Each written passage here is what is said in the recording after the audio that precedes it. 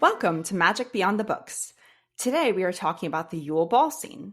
I'm Jessie. And I'm Renee. Warning, there are Harry Potter spoilers in this episode for all of the books. And to identify this scene, this is from Harry Potter and the Goblet of Fire, chapter 23, the Yule Ball, and it's pages 411 to 432, or the end of the chapter. And if you're listening to the audiobook, you can start around 13 minutes into the chapter and through the end of the chapter. Do you want to do a summary? Yeah. Hogwarts hosts a school dance. Hermione attends with Victor Crumb, much to the surprise of everyone. Harry and Ron overhear some interesting conversations on their stroll through the Rose Garden, and Cedric gives Harry a tip for cracking the next Triwizard Task clue. Great, but before we get into the episode, let's do our Harry Potter trivia. I have 3 questions, and the audience can, for you, Jessie, and the audience can play along. All right, first question. How exactly was Barty Crouch Jr. able to get Harry Potter chosen by the Goblet of Fire? I'll give a minute for the audience to think of their answer, but really I'm just racking my brain for what happens. So we know that Barty Crouch Jr. uses the Polyjuice potion to disguise himself as Mad-Eye Moody and get hired at the school. And in my memory, there's a ring around the Goblet of Fire where if you're underage, you can't cross like that line. To put your name in.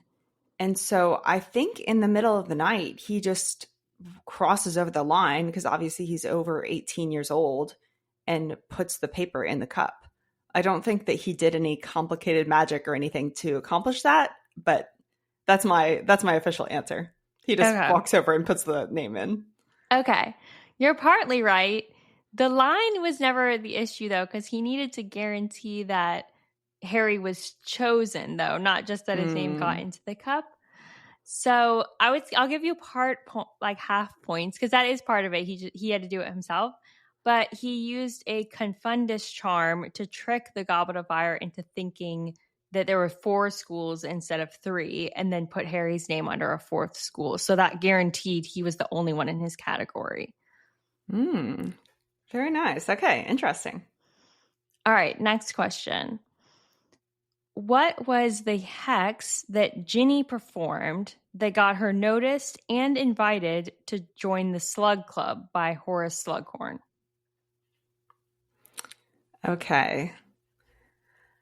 So this would be book 6, not Goblet of Fire. Book 6 is Half-Blood Prince.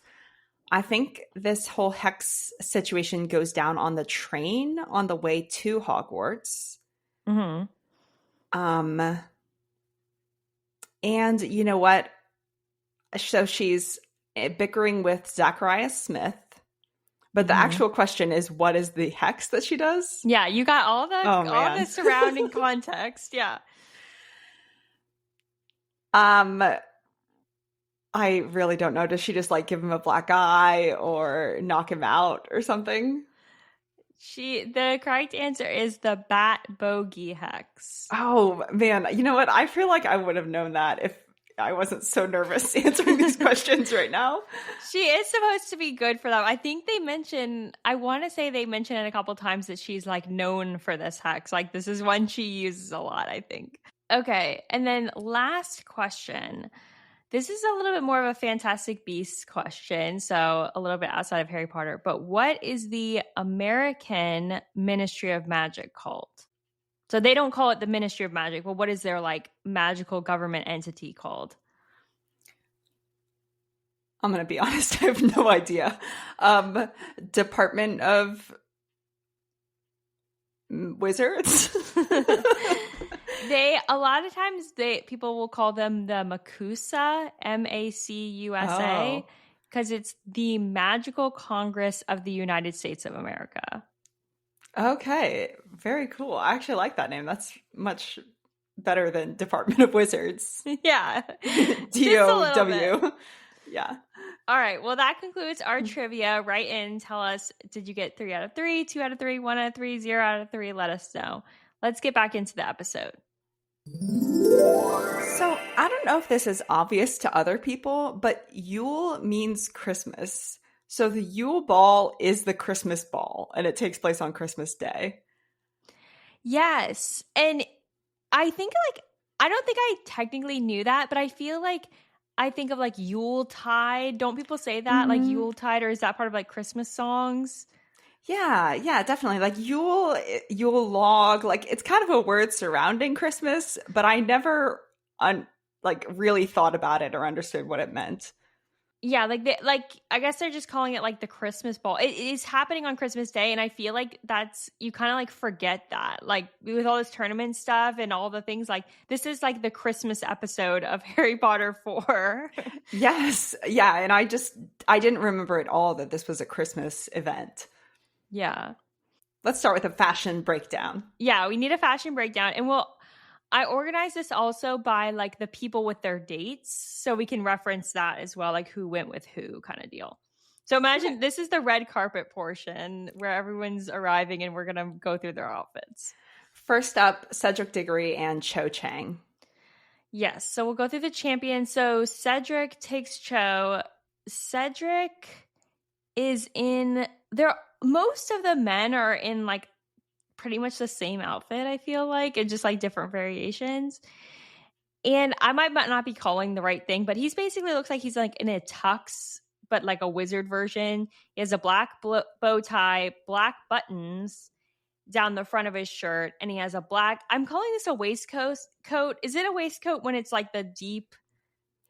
Yeah, that's what I would call it. It's like a very deep V or like a swoop neck, I don't know, vest that they're wearing. Yeah. Like it's not a cummerbund, but it's not like as you can't see the vest part as much. I thought they did a good job. Like Cedric, he looks classy. It looks elegant, like a black tie wedding. So yeah, I don't feel like there's too much to go into there. Yeah, he looks good. He looks appropriately dressed, nicer than his usual robes. Then you have Cho. She is in. I had to look this up. It's QIPA.O, or you in Cantonese, I guess it's a CHEONGSAM. So that's Chi Pao or Chong Sam, Hmm. if I'm saying that right. That's like your traditional like Asian, like the top kind of has like a little collar thing, and Yeah, it's a very elegant, like Chinese dress. Like it's fitted, definitely covered. Like the sleeves and shoulders are covered, and it has a collar that comes up a little bit. So it's very conservative, but still like very pretty and elegant, and like a traditional, Chinese dress that you would picture, like a cheap pao. yes. And what's interesting though is this top, it's like she has a little jacket. The top part is like a jacket. Like so the sleeves are come off. Like there's a later shot of her without the sleeves part. If Yeah, I'm and describing that well. we'll put pictures on Instagram. But yeah, her outfit, it's nice. I mean, it is winter, so it makes sense that she has a jacket on. But honestly, I feel like this is kind of a boring outfit for Cho. The color, it's like a creamy color or maybe even light green. And there's a pattern sewn into it, but it's not a like embroidered pattern that you can see. It's just all very subtle, this off-white floral satin pattern. Yes, and her hair is in like a claw clip ponytail kind of thing. On the jacket part, the sleeves are very dramatic. Yes, the sleeves are like I said they're like Lord of the Rings. Like it makes me think of the elves, what like Arwen would be wearing, where her sleeves go way past her hands in this long like float. Like there's no way she can use her hands while she wears this this jacket thing. I just feel like since Cho is the focus a lot in this scene is really on Hermione, but Cho is the main romantic interest of the main character. I feel like she should be wearing red, or I think my gripe is with the movie and the way she's dressed. I feel like she doesn't get a lot of screen time or attention. And her outfit, I like the traditional elements of her outfit, and that fitting with her character being a Chinese English. But I just wish she had more wow factor in her outfit. Yeah. And for the record, we're describing their outfits from the movie. I should have said this before. Like with different characters, we'll talk about the comparison of the movie and the book. But in the book, we don't get like a full breakdown of their outfits. So we're just kind of going off of how they look in the movie. But yeah, I would say yeah, her outfit's not my favorite for sure. Do you want to move on to Fleur and Roger Davies? Yeah, so let's talk about Fleur. We get a little bit of a description from the book for Fleur's outfit. It just says robes of silver gray satin. But obviously, like the movie, we get a little bit more of a look of their outfit. So she wears. Well, I guess we could talk about his first because his is pretty. It's almost exactly the same as Cedric's, but it's more of a white look. Like he has a white bow tie and a white waistcoat. And then Fleur wears this like grayish dress with some like flower kind of design on the top. And then she has something in a bun with like something in her hair, like that sticks out a little bit. I feel like they nailed it with Fleur in the movie. She looks like a ballerina. Like she's just so beautiful. And this dress, it's like ruched at the top and a little like more fitted at the bodice, but it's just this flowy skirt and it's just very like effortless, cool.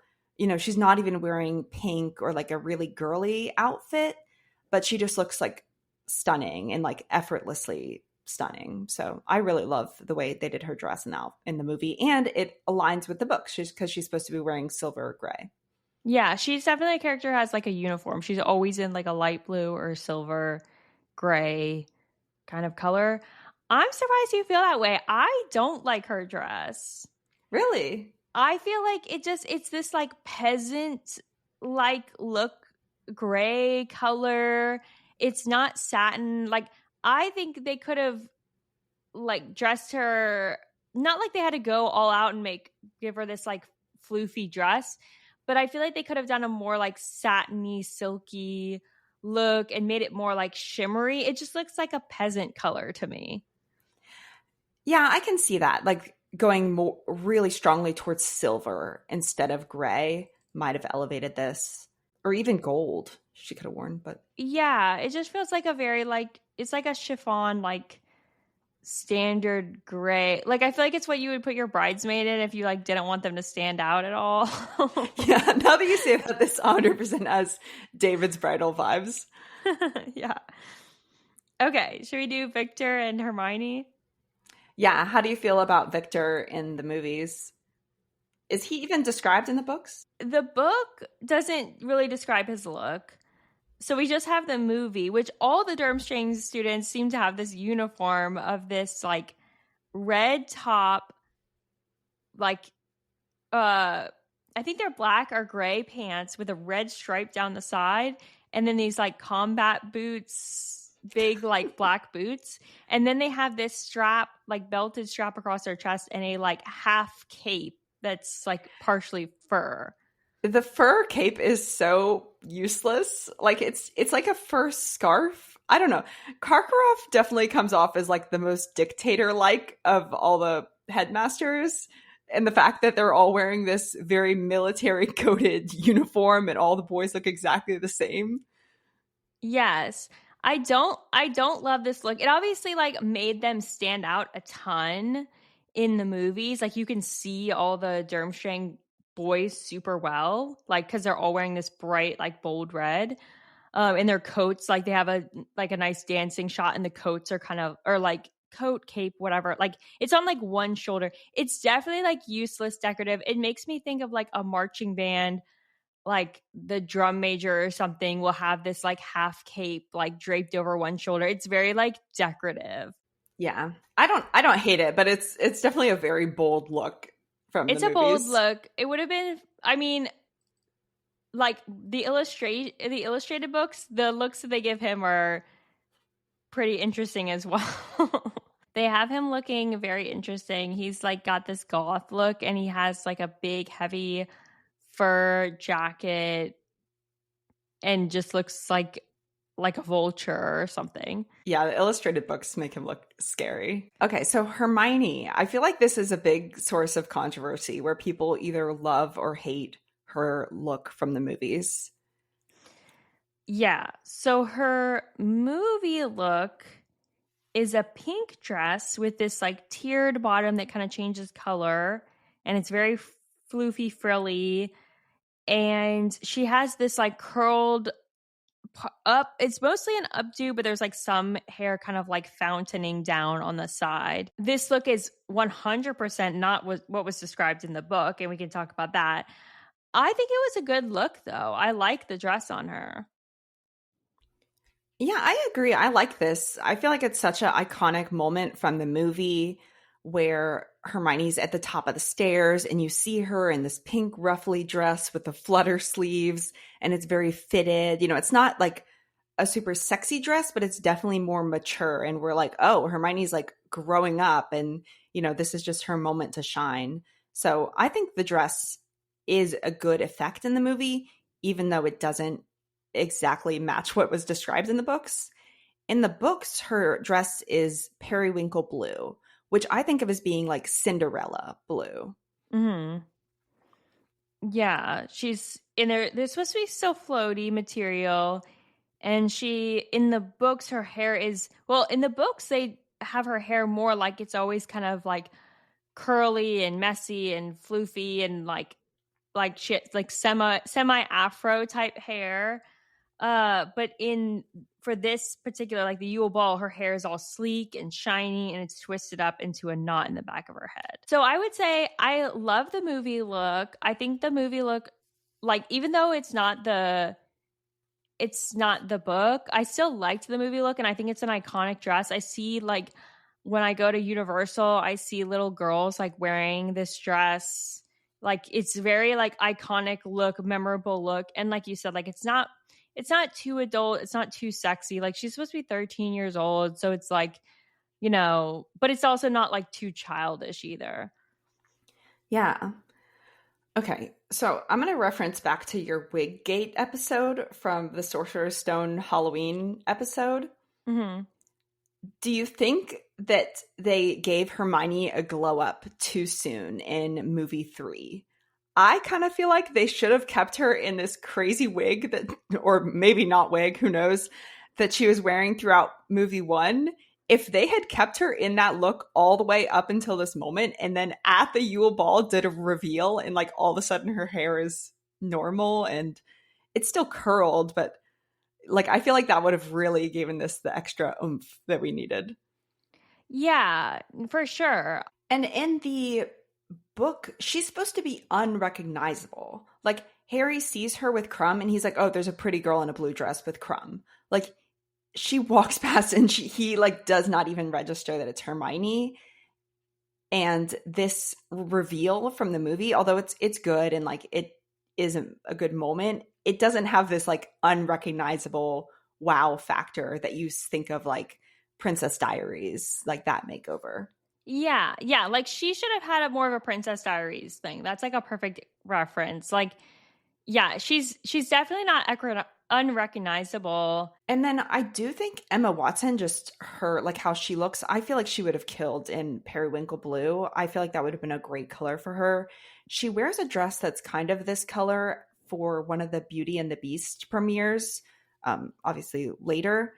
And I feel like it is a very pretty color on her and maybe more, I don't know exactly all the color analysis, like color seasons, but I kind of feel like that is more in her color, appropriate color group than the particular pink they have her in.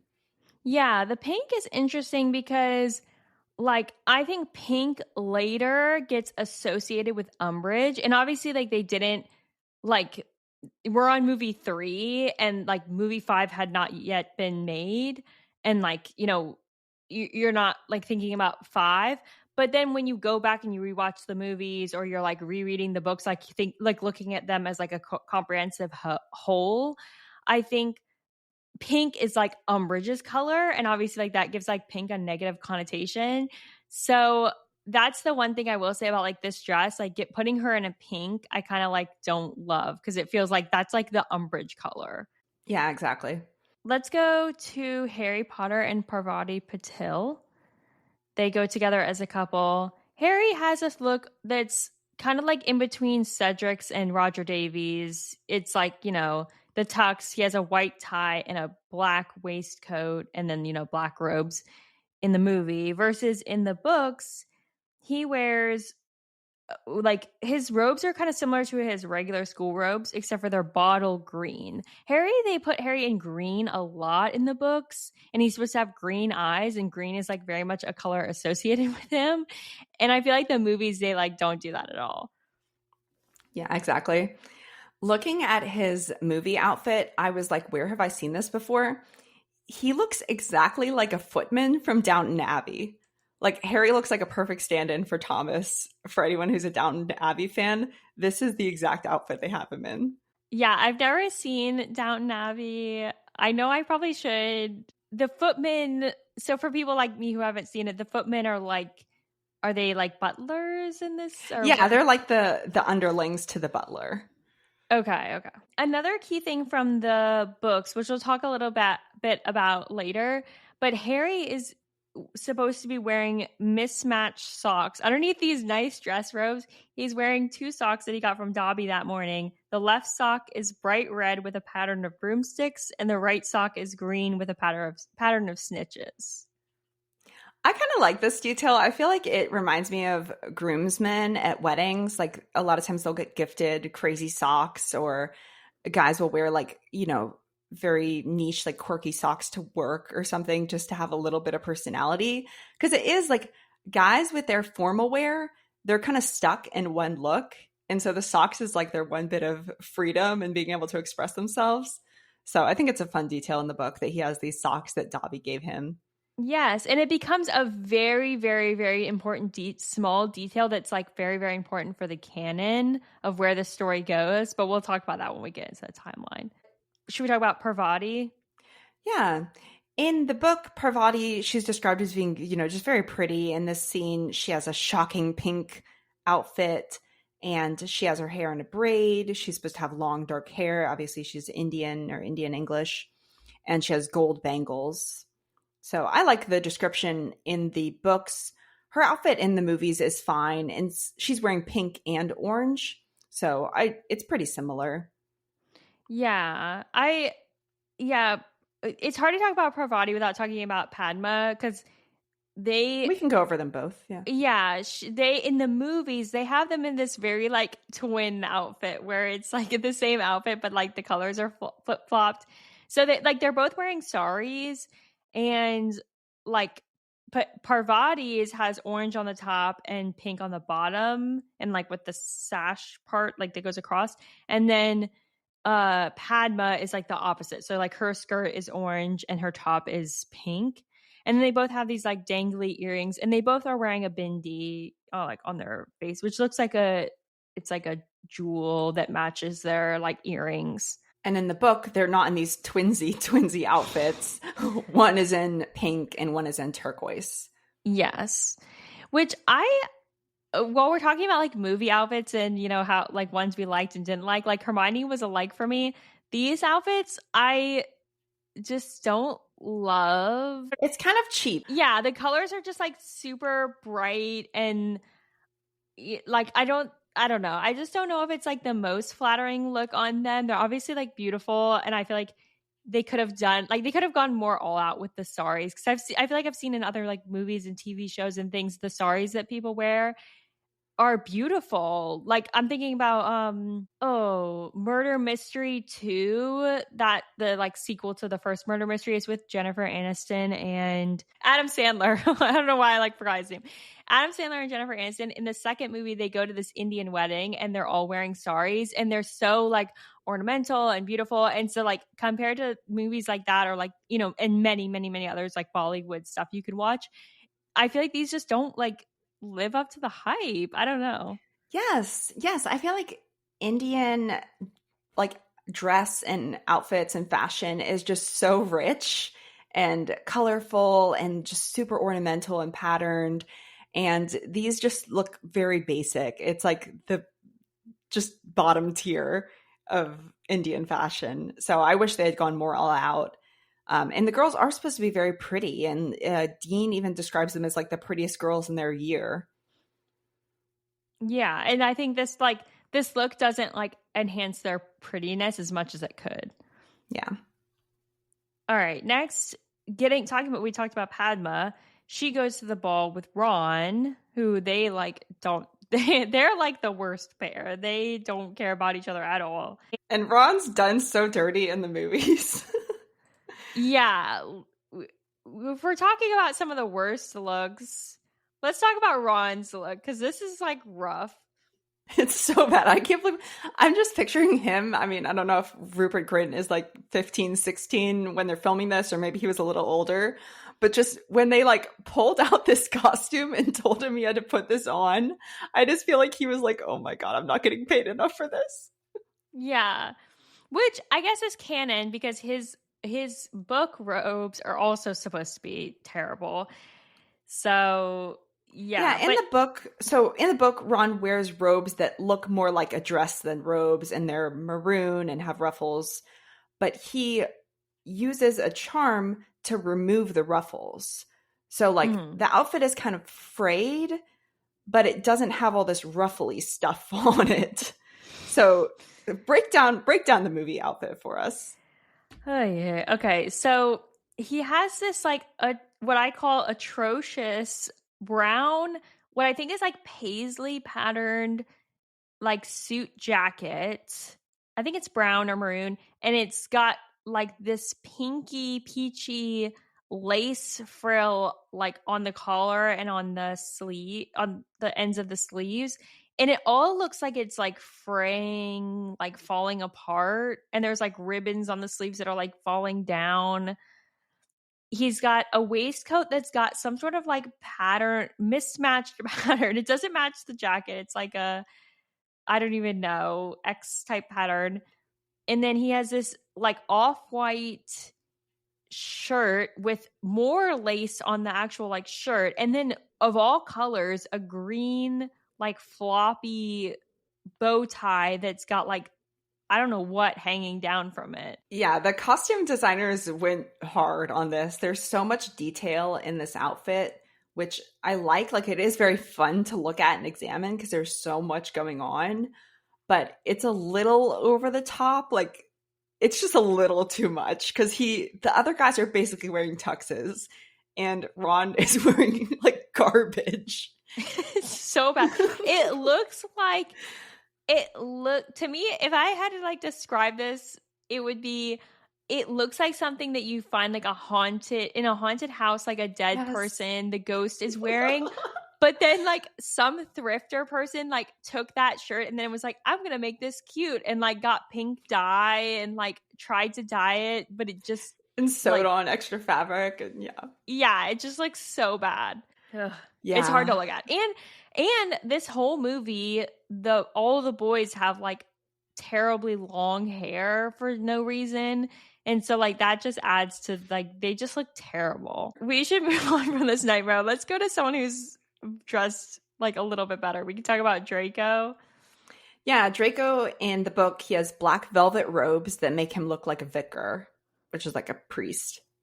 Yes. And he goes with Pansy Parkinson as his date. She wears a frilly pale pink robes. The way Pansy's dress is described in the books is what Hermione is wearing in the movies. 100%. Yes. Yeah. And then Malfoy in the movie, we don't really get like much scenes with him, but he wears this, like he wears essentially what the other guys wear. He wears a black cloak with white bow tie, white waistcoat. And Pansy Parkinson, or I assume who's Pansy Parkinson, there's a girl that's like dancing with him. She totally isn't wearing what's described. She wears like a silvery halter top backless dress. Like that dress is what like I feel like Fleur should have been wearing. And then I guess we should mention Vincent Crabbe and Gregory Goyle also go. They both don't have dates. And in the book, they're described as wearing green moss-colored robes that make them look like boulders. Madame Maxime, in the book, she's wearing a flowing gown of lavender silk. In the movie, she has, I'd say, a similar dress. It's like a silky, light pink, silvery color, and it has what I describe as an alligator skin pattern. Like there's a little bit of a pattern embellished on the dress. Yeah, I feel like they kind of did Madame Maxine a little dirty in the movies because she's supposed to look really elegant and beautiful, and I feel like they give her this like Lord Farquaad haircut. And her dress is like super baggy on the top. And It's then not like, flattering to her body shape, the it's dress. not. It's not. Like, she could be so beautiful. And I just feel like this outfit, this like alligator skin. Even in the book, she's described as like Harry's surprised at how elegantly and gracefully she's dancing for such a large, half giant woman. And yeah, they just like kind of make her more comedic relief in the movie, and I don't 100% feel like it's necessary.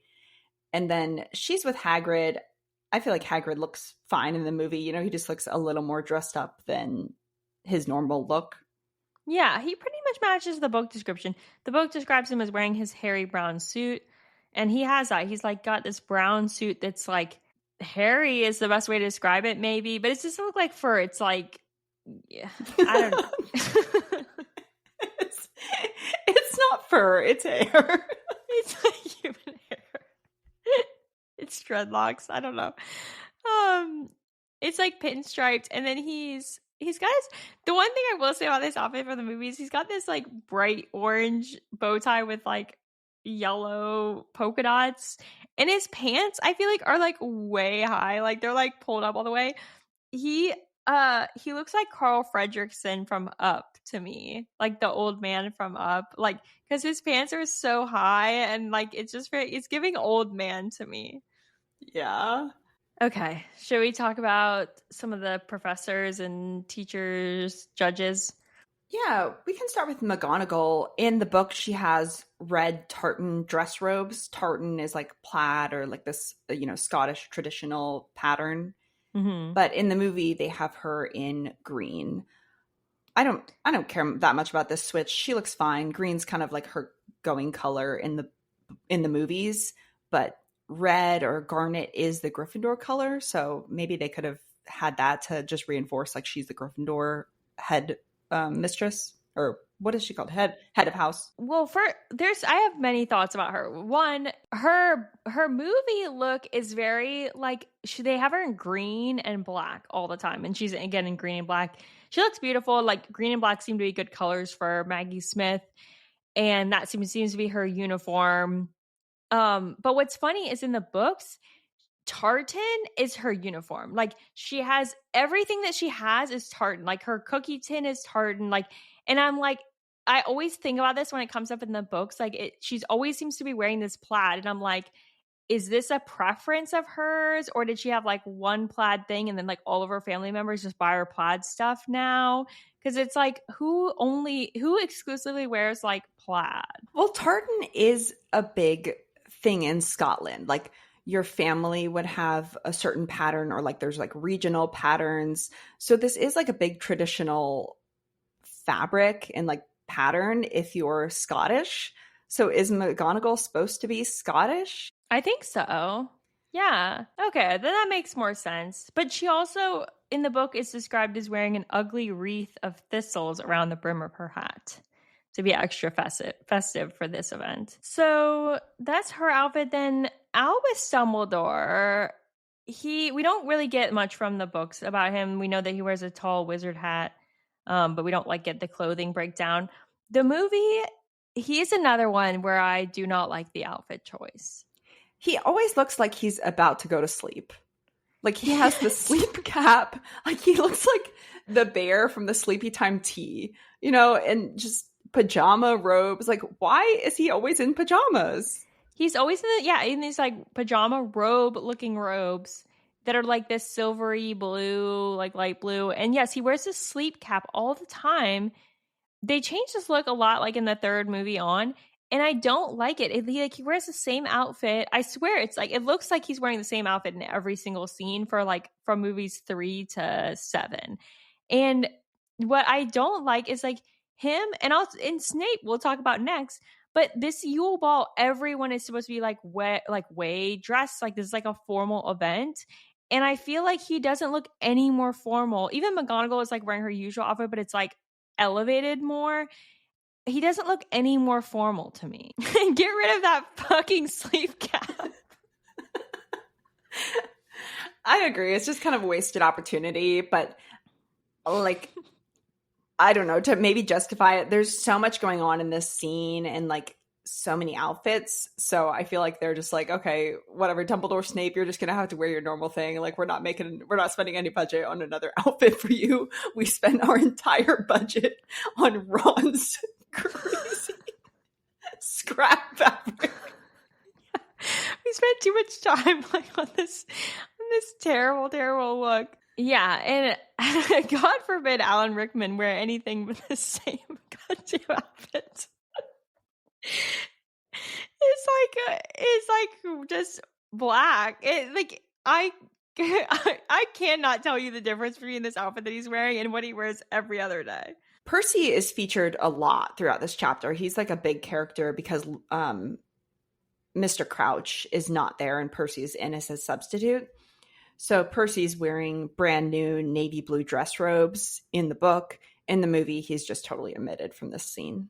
Yeah. And a couple other like miscellaneous students we know go together. Neville Longbottom goes with Ginny Weasley. And we don't get anything from the books about like what they're wearing, but oh, do we get something in the movies? Ginny's outfit is insane. If you just look at a picture, like they have these standard pictures, post photos that they took of most of the main characters. So we'll put this on the Instagram. But this looks like what a 4-year-old would pick out as a princess dress. It's lime green, pale pink, and hot pink. She has a Peter Pan collar, mismatched buttons. Like, why do you have buttons down the front of a formal dress? It looks very childish. I hate, with all capital letters, hate this look. It's just not flattering. It makes her look like she's 5 years old. Like, it's just bad. Like, she's an attractive girl and you put her, and like also as she gets, as we get into these later books, like she's supposed to be getting older and like, maturing. And I feel like this just took her back like way too many years. I have some mixed feelings about this, so I'm going to argue a little bit in favor of this. The post photo of this dress looks crazy. Like, it looks so bad. But in the movie, we just kind of see a glimpse of it as she's dancing with Neville. And I don't think it's as bad. Like, when it's in motion, in the movie, in context, I can get on board with it a little bit. And then I also wonder if this dress actually makes sense with her character. So for one, Ginny she's young and like Harry's not interested in her yet. He just sees her as his friend's little sister. Harry's like zeroed in on Cho Chang. So I feel like it kind of helps us, like Ginny's still a little girl, like she hasn't blossomed into the woman that Harry falls in love with yet. And so I feel like it kind of sets us up for a more dramatic transition later. And then I can tell you're hating everything I'm saying, but I'm just going to keep going. I'm just going to let you finish. I'll let you finish. I forget exactly what's canon, like how this is described in the books, but Ginny is poor. Her family can't afford to buy her another dress. So I can kind of picture like this is a dress she wore for Easter when she was 10.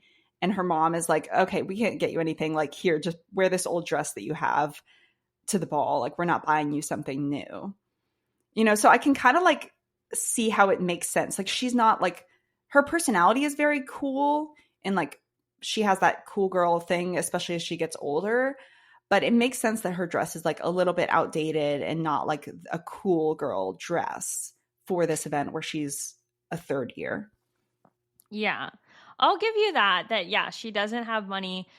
I still think like she could have borrowed a dress from a friend or put her in the dress that Fleur was in that just like does look like a peasant like color. Mm-hmm. Like you could have gotten that like at a secondhand shop. And my argument against her looking young is she's going as the date of Neville that's the same age as Harry. Mm-hmm. So, and I feel like this look makes her like it creates this disparity. Like it looks like Neville brought a child.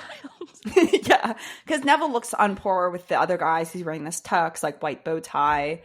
he's taller, older, like this long, shaggy hair. Like And then sideburns he's like going. escorting a 6-year-old around the dance floor. Yes. Yeah, he has sideburns. He should not be with a girl in this dress. Yes. It's canon for the books that she meets Michael Corner at this ball, and that's when they start dating.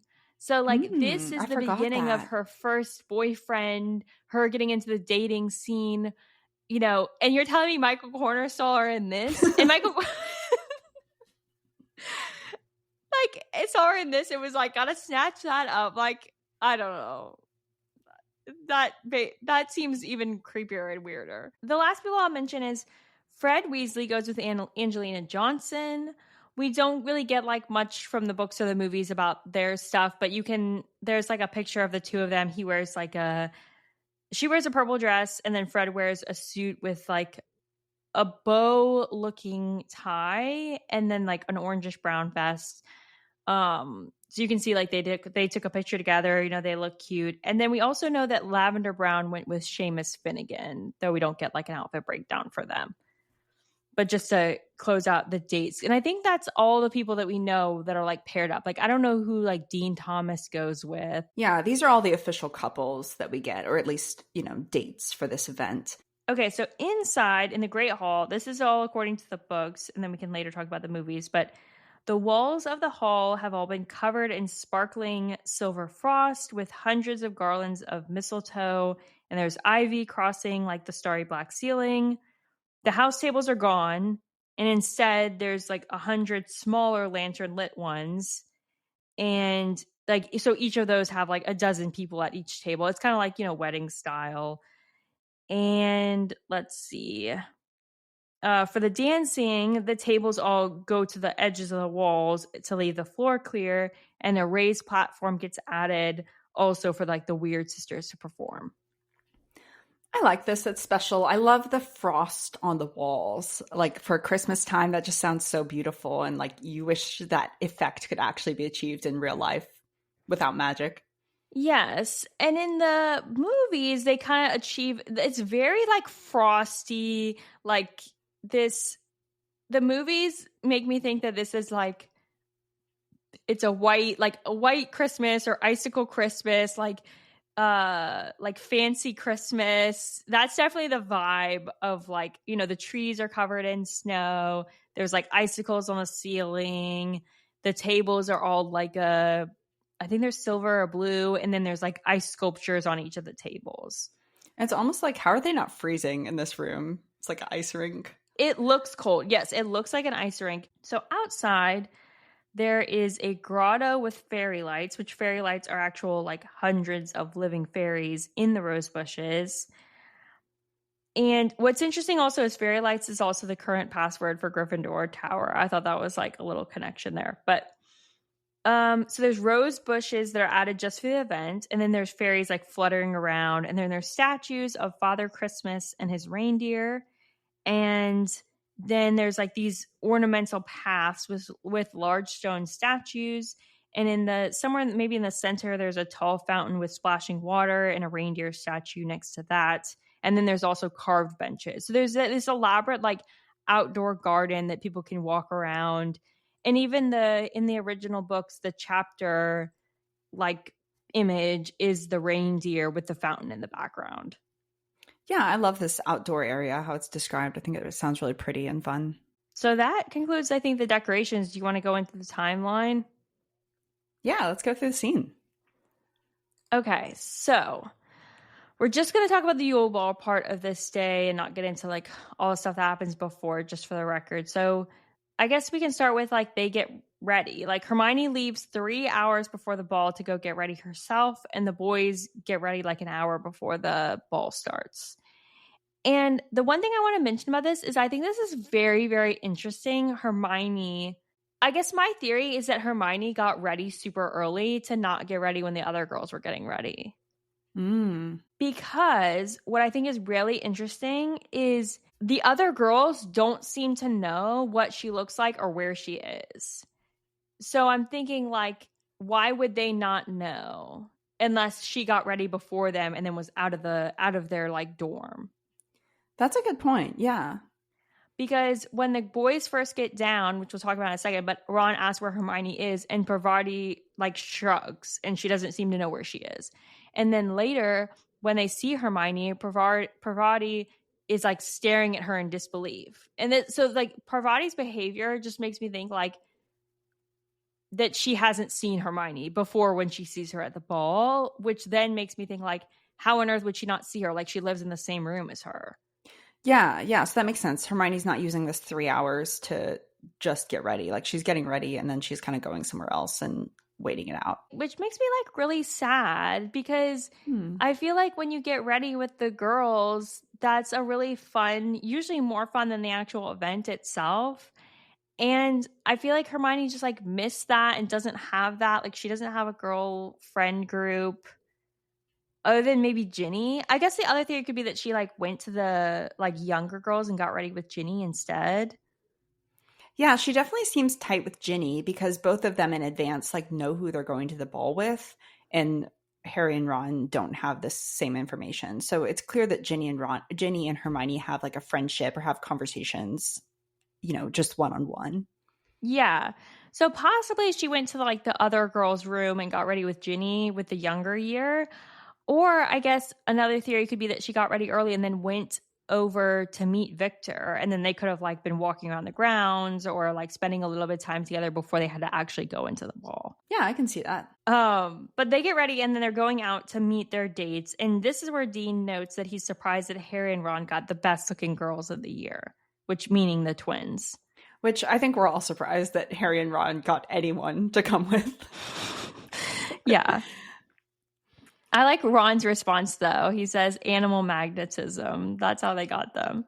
So funny. So they meet up with Parvati in the Gryffindor common room, Harry and Ron, because she's also in Gryffindor, but her twin sister is not, unlike in the movies. So they all go downstairs and all the students are congregating outside of the Great Hall because the dance starts at 8. So right now the doors are closed. So they're all like meeting up in the entrance and finding their dates. Yes. And all I could think, because I'm so old now, is just like an event that starts at 8, count me out. Like dinner is going to be at like 8:30 or something. Like I don't want to be a part of it. That's way too late for me. McGonagall calls the champions to the side with their partners because they're supposed to have like a separate entrance after everyone else. Yeah, which seems to be the same as the movie. Like the champions have this grand entrance after, so all the rest of the students like go into the Great Hall first, and then they have this little like procession of the champions. And this is where like everyone, Harry kind of missed Hermione. Like he was like not at first he saw like someone's with Crumb, but he wasn't really paying attention. But while waiting in line, now he's finally clocking like this is Hermione. Yeah, I love this moment because like he doesn't even recognize her, and then he's like his jaw dropped. Yeah. And another part of her glow up that is in the books but isn't like ever in the movies is a big thing is that she's supposed to have buck teeth and like a big separation between her like front teeth, I think, and like big, like her two front teeth are supposed to be really big and stick out. And then there's this like altercation and her Malfoy like makes her teeth grow long, and then Madame Pomfrey goes to fix them, and she has Madame Pomfrey like change her teeth, like change them so they're not so big. And that happened earlier this year. So then like when this ball is happening, she's like, not only has she like done her whole look, but she's like corrected her teeth and her smile. Yeah, exactly. So the champions, should we get into like, so the champions enter, and this is where also everyone sees Hermione and everyone's like staring at her. Everyone's like shocked. Like she is the moment. Like she is the girl that everyone is looking at. Exactly. Parvati was gazing at Hermione in unflattering disbelief. Like This is definitely like a little bit of the ugly duckling, or I wouldn't say ugly duckling, but just people think like Hermione's just a nerd. She's just like has her head in the books and she doesn't like take time to make herself look pretty or anything. She doesn't really care about that. And so I just love that she has this moment. Yeah. But they enter the hall, and I guess we should say the one person who does not seem pleased with her glow up, Ron Weasley, which we'll get into later, but he is like giving her the daggers. Yeah, he's jealous. So they all go into the Great Hall. The champions have their little entrance, and the champions all go to this table like at the front where all the judges are. And of course, this is where we get Percy is there instead of Crouch. Yeah. I was having trouble understanding this when I was reading the book. Like, how is this table set up? What's going on? But I kind of went back and like reread it. So it's tables of 12, like all around the room. Mm-hmm. And so Harry's table, the head table, is like 13 people because it's Dumbledore, Karkaroff, Maxime, Ludo, and Percy, who's there in place of Crouch. So that's five five judges, people. yeah. And then the 8 champions and their with their dates, sorry, yeah. the 4 champions and their 4 dates, which is 8 students. Mm-hmm. I feel bad for the champions. Like, so they're all sitting down for dinner. This isn't in the movie, but they're having dinner in the books before the dance. Mm-hmm. And the champions, like, you have to sit with the principal of your school before prom. That's how it feels. Like, they're like stuck at the head table with the teachers and Percy Weasley instead of being able to sit with their friends.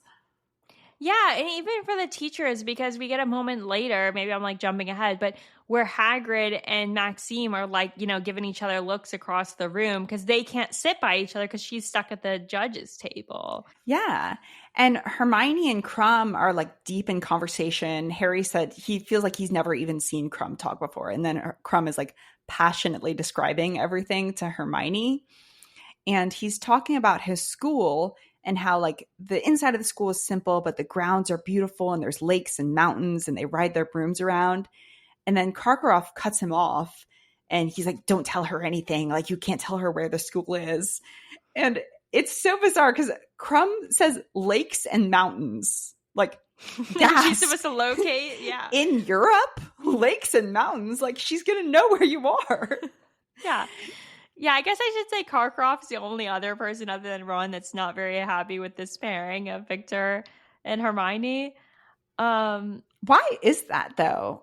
I know this is kind of a side tangent, but like, what is Karkaroff's deal? Why is he not supportive of Hermione and Crumb? Or like, why is he so antagonistic towards Hermione? I think it's that, like, I think that Karkaroff is like the perception that everyone else has of the Durmstrang students, that they like, he is there to win. He wants to keep to himself. Like, he wants to keep his dark arts. Like, he doesn't want to like form friendships with the Hogwarts people. Okay. I think that he thinks of it as like that. Like, he doesn't want his students to be like mingling with these Hogwarts students and like saying that Hogwarts is better than Durmstrang and like, you know, this is some random girl that could like distract Crumb from winning. And like, I think it's more like that kind of thing. I can see that. And then Harry's stuck next to Percy, and Percy's just terrible. He's so annoying. Percy immediately, without even being prompted, launches into this huge dialogue or monologue about what's going on in his personal life. And he's bragging about being promoted to Mr. Crouch's assistant. Yeah. You know, he's like, oh, I got promoted. I'm now his personal assistant. Like, is that really a brag? Yeah, Percy, you know, pompous Percy, he's got to like brag, and he knows he can like brag to Harry, you know, like Harry knows him, and like this is a new person he can like talk about his job with and talk about Crouch. But Percy, you know, and like when you're first reading this, not knowing like what's to come, it feels like, Percy is just like blabbering on. But knowing what you know later, you're like, open your eyes, people at this table. Like, listen to what Percy is saying. Like, these should be red flags. Like, Crouch is not going into the office. He's this guy that like is a workaholic, never rests, suddenly is taking Christmas off. Like, you know, alarm bells, people. Like, what's going on? Yeah, I agree. And yeah, honestly, this chapter is packed. There's so many little nuggets throughout this whole chapter and even the previous chapter of like really important information that's just casually dropped in passing. And even other interesting stuff, like Dumbledore makes this reference to the room of requirement, which is so subtle. Like, he doesn't call it the room of requirement. He just kind of makes a joke about it. Have we been introduced to the room of requirement at this point in the books, or does that come up in the next book? No, this is the first introduction. This is the first time we're getting, which is so fun, right? Like, we're not even going to use anything with this. She's just going to throw in this little subtle thing about like him finding the room requirement. She's not going to call it the room requirement. It's just this little like mention and then nothing until book 5. Yeah, I like this book is so good because there's so many like details that are planted very intentionally, and it's just like a lot of fun to read this chapter because there's a lot going on. It's just packed. Yes, this is a really good reread. No, like if you've finished the books and you're rereading this, like reading this chapter, it's like, oh my gosh, like there's so much stuff dropped here that's going to be like important later. And then there's other things that are just funny. So Fleur Delacour is with Roger Davies, who's the Ravenclaw Quidditch captain. And so she's going on and like complaining about Hogwarts and how it's not as pretty as Beauxbaton, and like kind of insulting and digging at their Christmas decorations. And she says like, if a poltergeist, like Peeves, ever entered into Beauxbatons, he would be expelled like that. And she like slaps the table. And Roger Davies is just so mystified by her beauty. He's not even listening to what she's saying. He's just like staring at her. But he's still like charismatic and charming. So he's just like trying to engage. And he's like, yeah, just like that. And like slaps the table. And he doesn't even know what he's talking about. I was cracking up reading that. Roger Davies gets mentioned a few times. Like he's on a date when Harry and Cho go on a date later. He later like asks out Cho. So he is definitely, he seems like the playboy of Hogwarts, like the charming, like older guy who gets all the girls. And I guess is the best option for Fleur of her options here at this ball. Yeah, so this is a good dinner scene. Just a lot of dialogue taking place over the course of dinner. And then here's another like thing that J.K. Rowling throws in here, because everyone, when these books were coming out and everything, people had trouble not knowing how to say Hermione. Yes, yeah, I wanted to bring this up. Yes, she sneaks in this like Hermione teaching Crumb how to say her name. Yeah, I thought this was like such an important moment because I've heard people reference this before. And by the time I was reading the books, the movies were out. So we all know how to say her name. But this was so important that she put in exactly how to pronounce Hermione's name in this conversation so that the readers would know. Like I said, there's so much going on in this dinner scene. Yes, I'm a big reader myself. Like I do personally like read a lot of books, and I do a lot of audiobooks because I do it like while I'm doing other things, and it's I do some like physical books, but mostly I do audiobooks. And when I do the physical books, I struggle with not knowing how the names are supposed to be pronounced. And then when I do the audiobooks, I struggle with not knowing how the names are supposed to be spelled. My friend and I will like read a lot of like fantasy type books. So people have some very weird names. And so when we're texting about it, I don't know how to spell their name, or I'm like, I don't know how to say this person, like whatever. So this felt very like relatable to me. Yeah, for sure. So after dinner, Harry's nightmare begins. He has to dance in front of the whole school. The 4 champions are supposed to get up and dance first. Yes. And Harry's nightmare is Parvati's like fantasy. Like she is so proud. She's with like the star athlete, the Hogwarts champion, the chosen one. Like, you know, she's with like the most famous boy in school.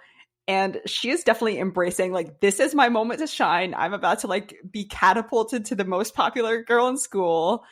And she's, like, dragging Harry through this dance. Yes, which is funny because in the books they describe this dance as, like, they're just kind of doing, like, a slow, like, awkward dance. Like you would imagine people who have never danced before just kind of, like, you know, doing, like, a 2-step thing. And they're just kind of, like, slowly moving around. And also they're told beforehand that they need to bring a date because they're going to do this dance, right? Like McGonagall tells him like weeks before, like, you need a date. And that's like part of the why Harry has so much pressure to find someone, right? But in the movie, it's like McGonagall casually mentions that they're going to be doing a dance that night, and Harry's finding this out for the first time. And then they're doing like a choreographed dance that he somehow doesn't know. I didn't even think about that. I like in the movies because Maggie Smith's delivery is so funny. She's like, oh, well, now you know. But I didn't put together like, but then they're doing this like choreographed dance, but they also have dance lesson scenes for everyone. I don't know. It's one of those things you can't think about it too much and just Yeah, the enjoy movie the doesn't movie make sense. magic.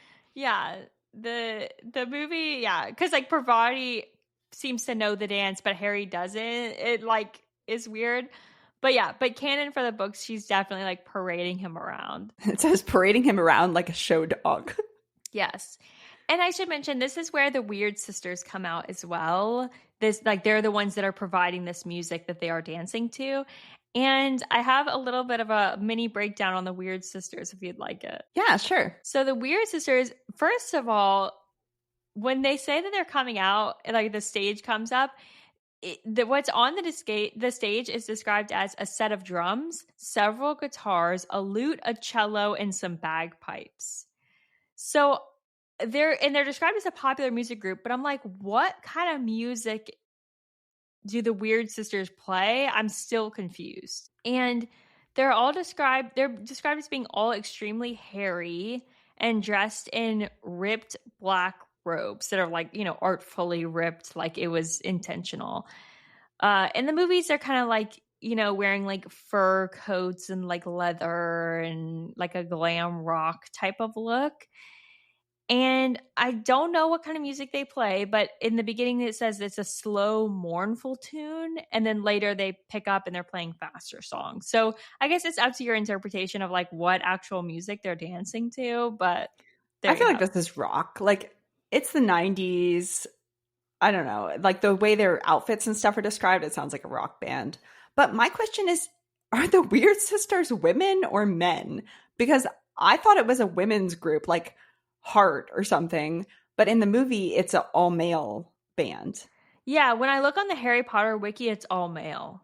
Okay. But I have a list of the members. There's 8 of them, actually. It's Myron Wagtail as the lead singer, Curly Duke as the lead guitar, Donahan Tremlett is on bass, Orsino Thruston on drums, Heathcote Barbary on rhythm guitar, Merton Graves on cello, Herman Wintringham on lute, and then finally Gideon Crumb on bagpipes.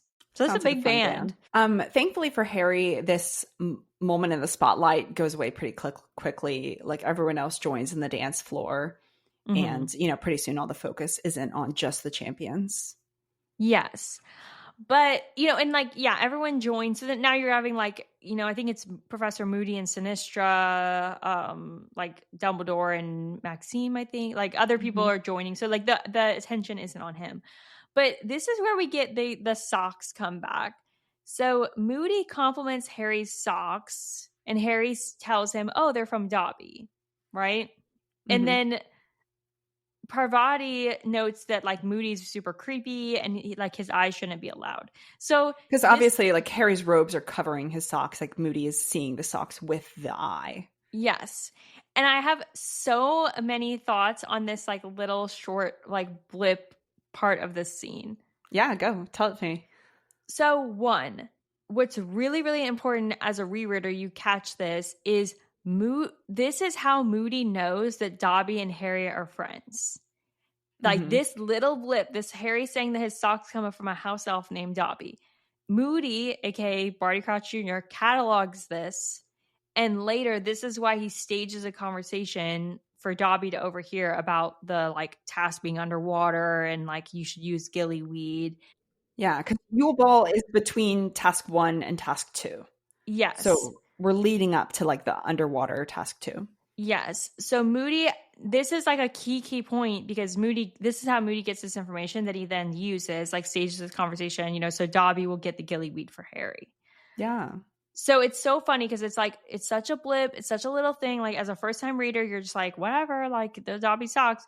But like, these are like the key bits of like the plot that we're getting just like sprinkled in, Yeah. And it's just a cute like throwback to this, friendship that Harry has with Dobby. Like Harry gave Dobby socks to free him, or a sock, and then Dobby's now obsessed with socks. And, it's just this like cute ongoing theme with Dobby and Harry's relationship. Yeah. Dobby knits these socks himself. Like they're special custom socks for Harry that he makes. Like it's super cute. So there's that. Then let's talk about the eye. Okay. This is letting us know in the canon of the story that his eye can see through clothing. And he uses it on a student who's underage.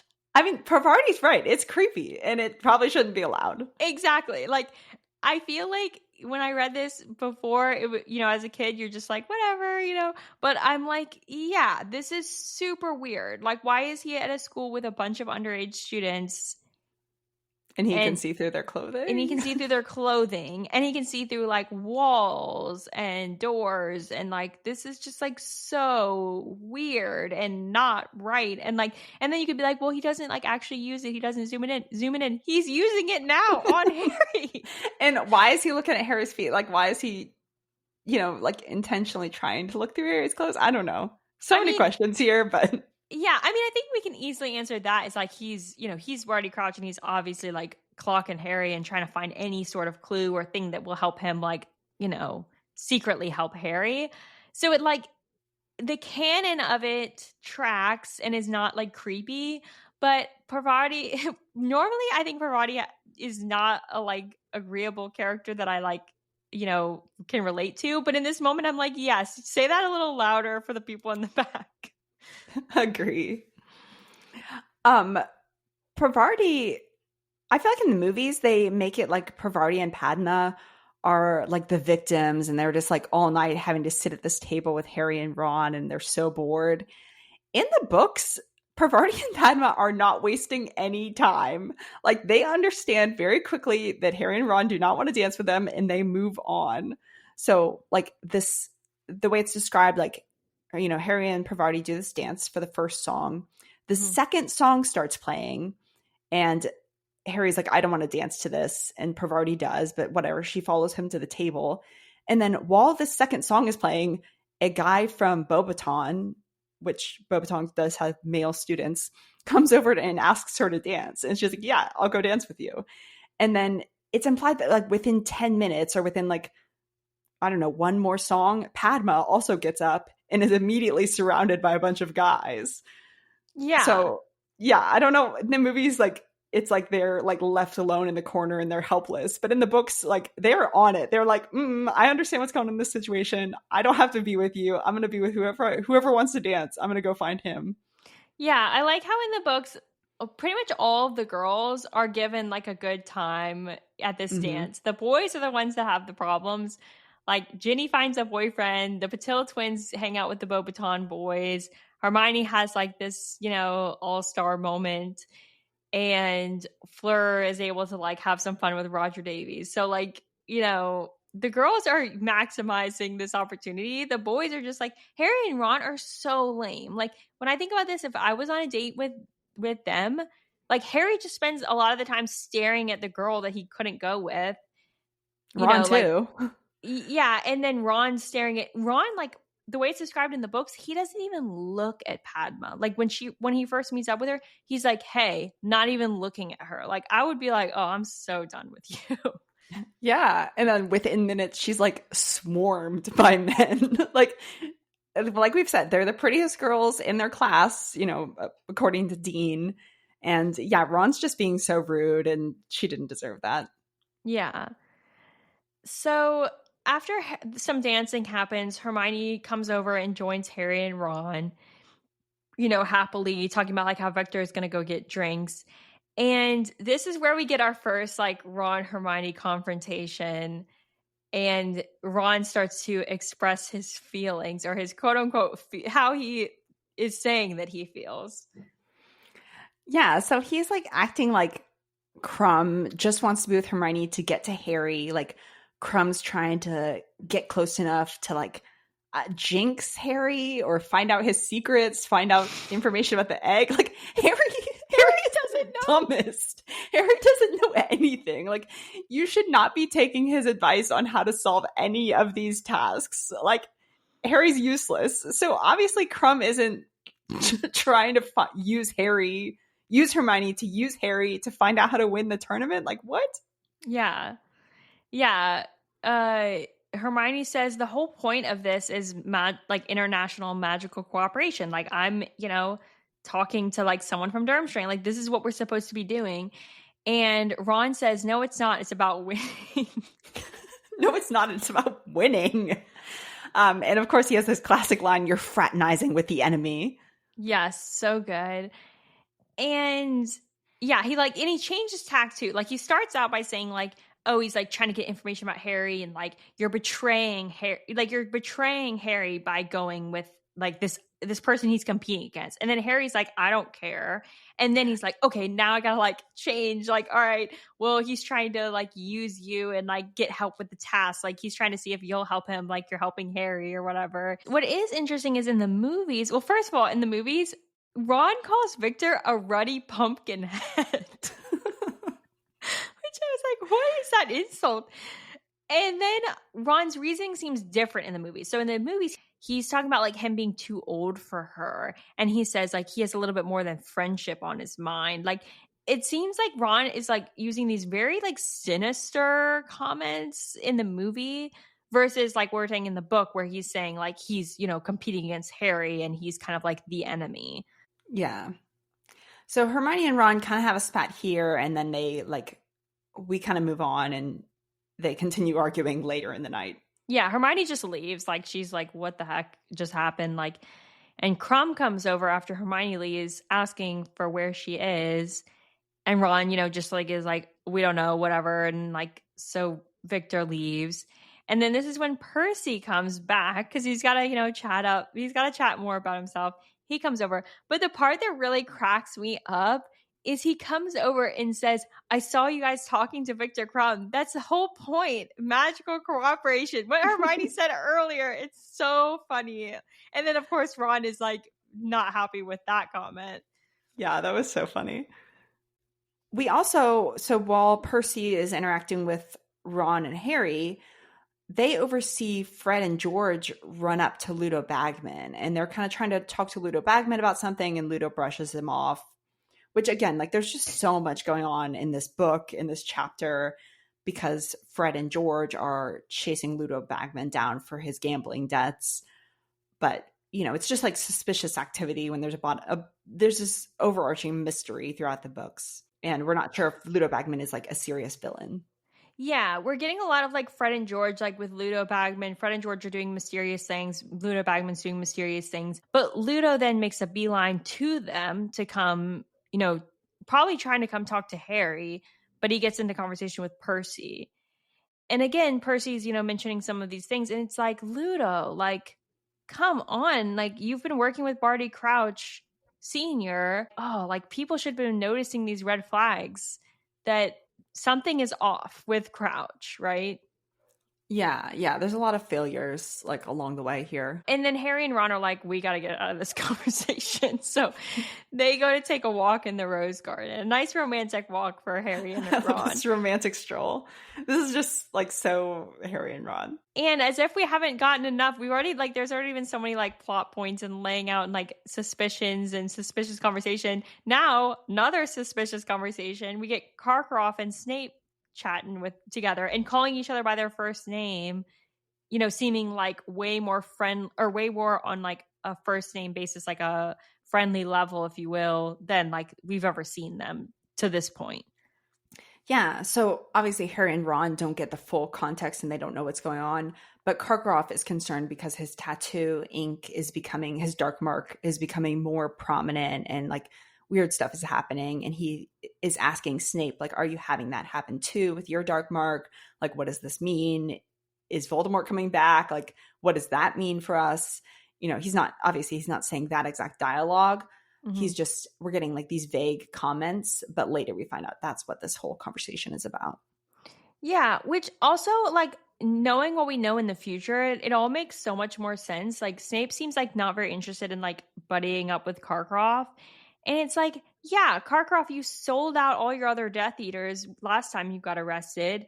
And now you're trying to be all like buddy with Snape, who also is like not really a Death Eater. I totally get Snape's perspective of like, I'm not your buddy. Like, we're not in this together. Like, I'm not colluding with you. And then Karkaroff's like scared shitless because he's like, I'm going to get freaking murdered if Voldemort comes back, which he does. Yeah.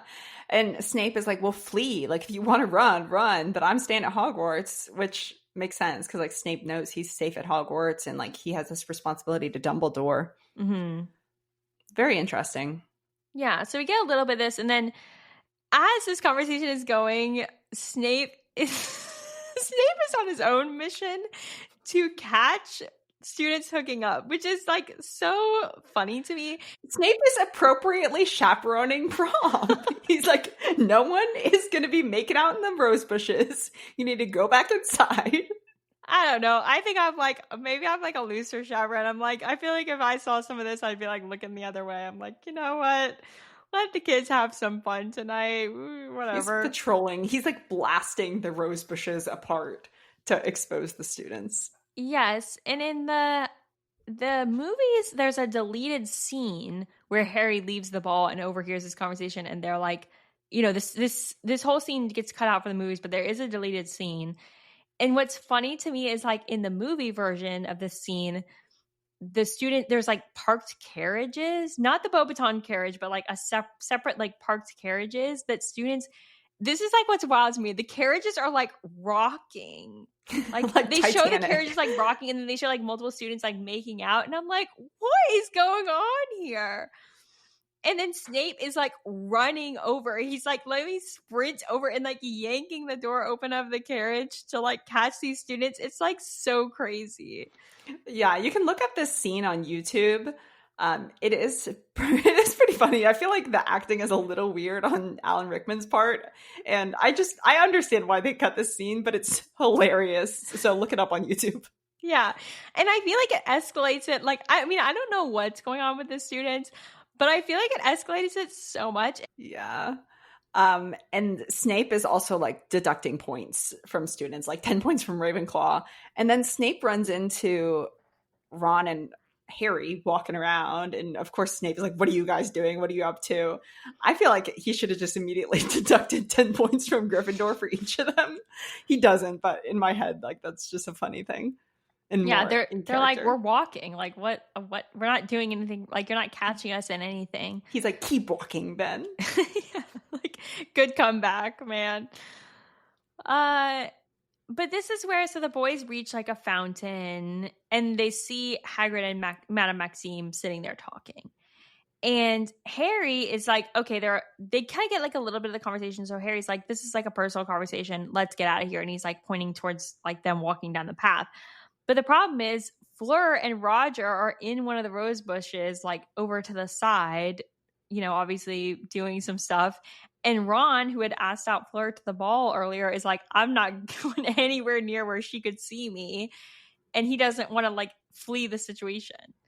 Yeah, so Ron's just traumatized, and they're like trapped awkwardly eavesdropping on Hagrid and Maxime. And Hagrid is again like having this very important critical conversation where he is revealing that he's a half giant. His mom was a giant, his dad is a normal wizard, and Hagrid is like, obviously this is like, you're in the same situation, Maxime, right? And he asks her if she's a half giant. Yeah, and he doesn't even like ask her. He's like, which side do you have it on? Like, she's like, you're a half giant too. Like, tell me about your history. And then gets offended by this and storms away. And then Hagrid kind of like walks away, you know, like. But throughout this, Harry, like, they're just awkwardly stuck, like, listening. So Harry starts fixating on a beetle that's on the statue. And he's like, whatever, I'm just going to look at this bug and like not listen. And we know like from the end of the book that this is Rita Skeeter in beetle form on this statue. So it's just like a little detail that's just thrown in there. I mean, this, like I said, this is just such a good chapter. There's so much going on. Yes.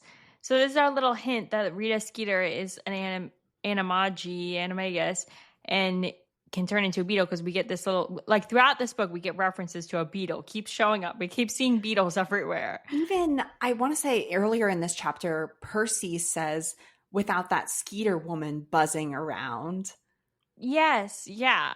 Like, so we get a little mention of Rita, and then we see this beetle, like, you know, put two and two together. Like, and then the next chapter is Rita Skeeter's scoop, and it's where she comes out with a story about Hagrid being a half giant. And they're all like, why? How does she know this? And again, this particular eavesdropping scene isn't included in the movie. Bits of this conversation and dialogue are in the movie. There's a scene where Hagrid and Maxime are walking together in the lead up to the Yule Ball, and he's kind of saying some of the same lines, but it's not as dramatic, and it's just kind of like brushed over as supposed to be like, oh, there's a budding romance between them. Yeah, the movies don't get into like the prejudice against giants and all of like the kind of history there, or anything about Rita Skeeter being an animagus, I should say. So, they're kind of like skipping over all of this. But as book readers, this is like key parts of the plot, right? Yeah. So then Harry and Ron, from here, they just go back inside to the ball, right?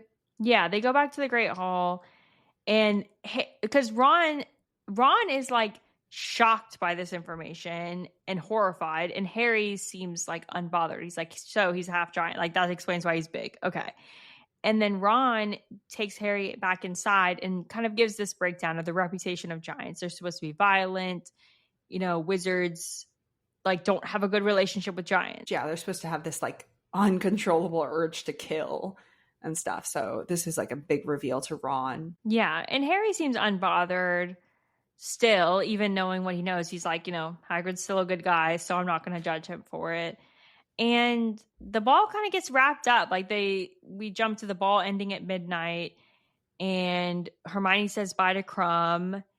And then this is a little bit different in like the movies and the books. So in the books, Harry, Ron, and Hermione are like all going like they're going to go up to Gryffindor Tower, and then Harry gets called away by Cedric. So Ron and Hermione continue to Gryffindor Tower without him.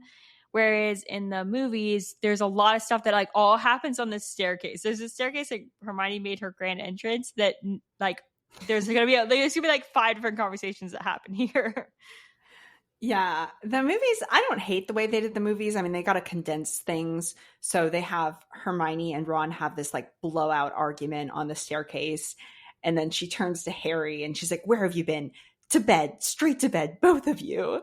And it's just very funny because she immediately goes into this mom mode, and Harry's just like caught in the crossfire of this argument. And Harry's so naive to what's going on between Ron and Hermione, or maybe he knows, but he doesn't know what to do. Yeah, exactly. In the movie, and he's just like, I mean, even in the books, like when Ron and Hermione are arguing originally, and Ron's like, I can't believe you betrayed Harry and went to the ball with Crumb. And Harry's like, I don't care. It's kind of like, okay, Harry, you gotta kind of still be Ron's friends here. Yeah, Harry doesn't. He doesn't want to get involved. Yeah, he doesn't want to get involved, but he knows. Like he knows way before Hermione and Ron know, I feel. Like, so in the books, the only thing I will say about the books is like we'll go back to what Harry's doing, but Harry's kind of behind them. So when he comes up to Gryffindor Tower, they're in the heat of a fight. Like, he doesn't know kind of like what's already been kind of going on. Like, we don't get the start of this fight, but something has them like screaming across the common room at each other. And Hermione tells Ron, like, if you're upset by it, you should have asked me first instead of as a last resort, and then leaves. And then Ron's like, she missed the point. And then Harry, this is where I'm like, Harry knows. He, in his head, is like, he doesn't think Hermione missed the point at all. Like, he thinks Hermione knows exactly what's going on. It's Ron that like hasn't like processed his feelings of jealousy. Yeah, Ron obviously has like a huge crush on Hermione, and he doesn't want to admit it to himself, and like, so he's just redirecting his anger when he's actually sad. I don't know. And like, Hermione's also sad, where she like would have loved for Ron to ask her, but she's like, I'm not going to say no to Crumb, and like, there's no reason to like turn down that opportunity. And then I think she just wanted more from Ron, like when everything came down, like, for Ron to say like, oh, you look beautiful, or to admit like, hey, I should have asked you, or something. And she's not getting anything. She's just getting these angry like nonsense arguments from him. So it's all a mess. Yeah. And like, Ron could have like danced with her. Like he's her friend. Like even if he wanted it romantically, he could have gotten away with it, right? Like he could have, I mean, like, like he could have just be like, "Oh, I want to dance with my friend," So yeah, which I will say to Ron's credit, he learns from this because we jump to Fleur and Bill's wedding. He sees Crumb come up and he's like, "Oh no, not this again." He compliments Hermione. He makes sure he dances with Hermione. He's like spends that whole night with Hermione that time. So I really feel like he grows up. We see a lot of growth for Ron between books 4 and 7 for sure. Yeah. I just want to call back like I love the dialogue throughout this. Before this scene, Ron does technically ask Hermione. So Ron says, "Oh, Hermione, you're a girl. You could come with one of us."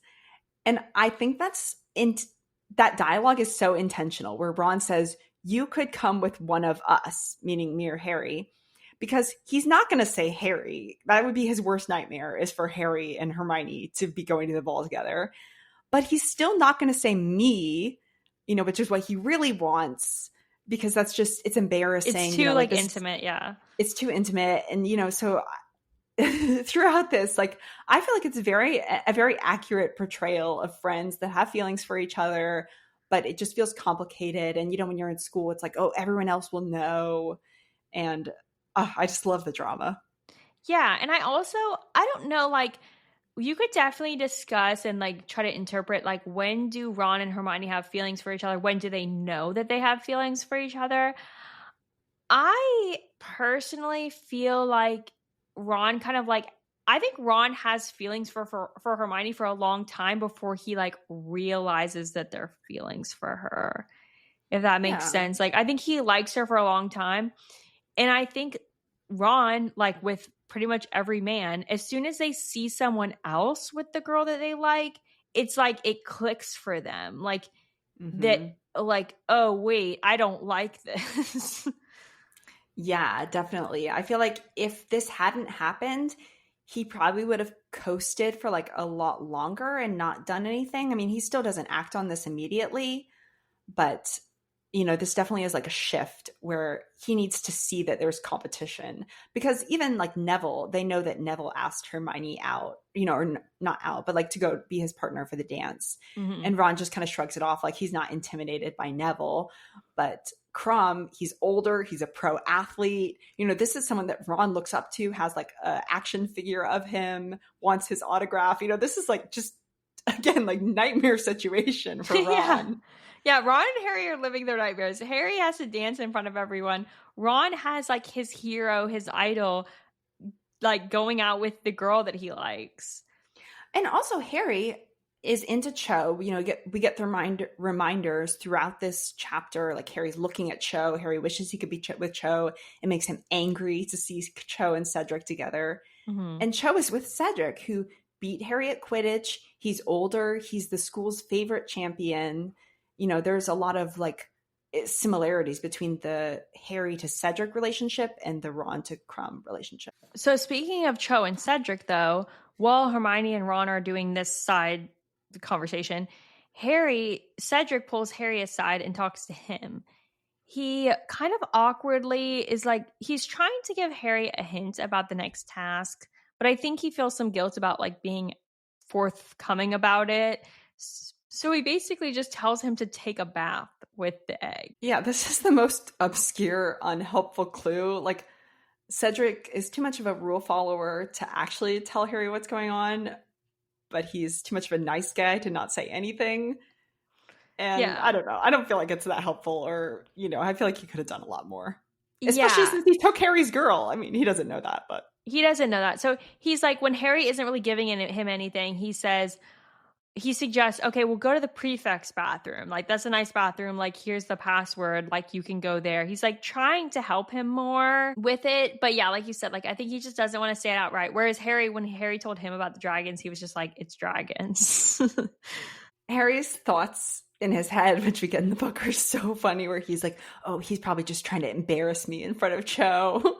Like, Harry, not everything's about you. Or like not everyone's out to get you. Yeah, Cedric is like oblivious to this, like that Harry likes Cho, and he's just like, oh yeah, you know, like Harry's so not a threat to Cedric. He's like, there's no way Harry could steal Cho from me. So who is your hero of the scene? My hero of the scene, I want to say the Patel twins, because like I said, like they're not wasting any time. They're going to have fun at this ball, even if their dates are being lame. Yeah. Yeah, I think maybe my hero is like Hermione, because I feel like this is her, like, they give her this moment. She has this big glow up. She's beautiful. Everyone's noticing her. You know, they let her be like the hero, the main character for once.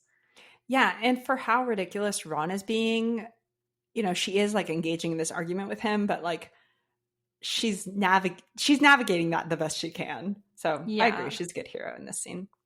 Did you have a favorite quote from the scene? So I have a favorite quote from the movie and a separate favorite quote from the book. Okay, go ahead. My favorite quote from the movie are the lyrics that the Weird Sisters sing. Okay. Move your body like a hairy troll, learning to rock and roll. Spin around like a crazy elf, dancing by himself. Boogie down like a unicorn, no stopping till the break of dawn. Oh my gosh, I never even clocked those were the lyrics. That's crazy. No stopping till the break of dawn. Yeah, it goes on. It's very fun. The song is called Dance Like a Hippogriff. You can find it on Spotify. Okay. In the book, this is so lame, but just the scene, or my favorite quote is that little dialogue between Fleur and Roger where she's like, a poltergeist would be expelled just like that. And he's like, yeah, just like that. And he doesn't even know what she's talking about. It's just like the comedy is really funny to me. There's a lot of funny moments in this. Yeah, there's a lot of good like conversations. The dialogue where Dumbledore is talking about the room of requirement and how he finds it at like 4:00 in the morning when he needs the bathroom. Just like you're getting these subtle, like that was a good, funny moment. Yeah, there's a lot of jokes. Yeah, I think like maybe one of the memorable is like fraternizing with the enemy. Ron saying that yes. Like really like sticks out in my brain. Let's talk about like, I guess, theories or questions about this scene in the larger context. One thing is the Yule Ball definitely, I mean, people were like saying this is a theory. I don't think this is a theory. I think this is like clearly the truth. The Yule Ball seems to be used as a way to determine the champion's loved ones that later get used as hostages in task 2. So what are your thoughts on that? I don't agree. It's stated like the Yule Ball is a tradition. It's part of this tournament every single year. And I guess my thing is like, well, why isn't Roger pulled for Fleur? Maybe he cares more about her than she cares about him. But I don't know. I like to think that it's not so sinister that they have this dance just to set up the champions to like rip their loved ones away. I think it clearly is because Cho Chang gets pulled for Cedric and they don't seem to have been dating before the ball, right? So like, you know, she's seen with him and they have them do a dance in front of everyone and they're like, then they sit at the judges table and have dinner with the judges. Like the judges are watching them, you know, like why else would they have them sit there? And, you know, Victor seems smitten with Hermione. Cedric seems smitten with Cho. And then Harry doesn't spend any time with his date. He just hangs out with Ron. And that scene, like Snape sees him. And then Fleur, you know, Roger is clearly more interested in her than Fleur. Fleur is the weirdest one where they like brought in her sister, which seems super random. But I don't like. It seems to me that it's clear that way, and we don't know about the other Triwizard tournaments.